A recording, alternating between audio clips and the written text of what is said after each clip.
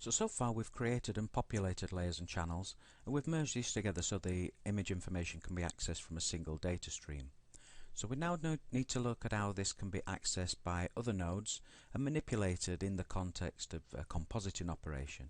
You can see that I've got a script open here, which is pretty much where we left off at the end of the last tutorial. What I'm going to do is I'm just going to kind of come in a little bit on this. We don't need to see much of this. I just need to make myself a little bit more space at the bottom of this. And what I'm going to do is I'm going to add a blur node to the bottom of this and set the size to about 10.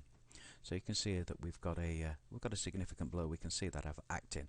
Because this is right at the end of the node tree, we would expect that to be affecting every single part of this image. So that's the RGB channel. If we go to the depth, that's been affected. We go to the zing, that's been affected. The foo, all the layers have been affected are it basically because of its position within the composite. Now let's approach this slightly differently. Let's change the channels to foo.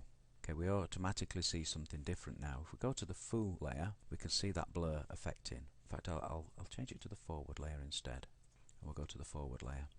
So we can see how the blur is affecting this particular layer. But if we go through the others, if we look at the RGB, absolutely no blur.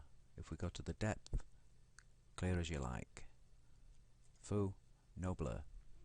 So even though we haven't changed the position of the node, it's still at the bottom of the composite. So if we think about it purely in terms of the node tree, we would expect that to be affecting everything. But what we're actually doing is we're actually controlling the layer that it affects by specifying the channel within the actual blur node itself. So if we just go back to the forward, we can actually see that that's the only layer that it's affecting.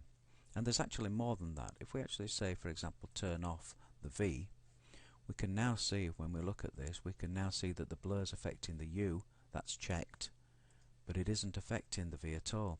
So not only can we specify this blur just to affect a single layer, we can also specify it to affect a single channel within a layer, or a single combination of channels within a layer. We've got a lot of flexibility there. So for example, this one we've got a blur of 10 on there that's affecting the U channel of the forward layer. But we could have a second blur on there that's again affecting the, I'll just change that to 1 so that we can actually see the new blur, and maybe we tell this one to be even more blurry, but again we want it just to affect the V side of the layer. So now when we look at our forward layer, our red's pretty blurred, but our green is massively blurred. So we're controlling that entirely from within the compositing node itself. I'll just take that second blur away, and I'll just set it so that it's affecting both of the channels within that layer set for now. So let's do another one. Let's type G to add a grade node, and this time we'll pull the gain right down so that it darkens the image. So there's the grade node in operation, and what we'll do with the grade node is we'll tell it to affect the foo channel. So if we come to the foo channel, you can see there's the effect of the grade. So it's right down there, making this particular channel very dark. But again, if we go to the RGBA, there's no darkness there. Same with the depth, same with the forward layer. We've still got our blur from there, but we haven't got any effect of this grade on that actual part of the image. So I guess the lesson here is that you can put any node into the data stream and connect it to any part of the composite without even having to wire it up, and the result of that is a much tidier script.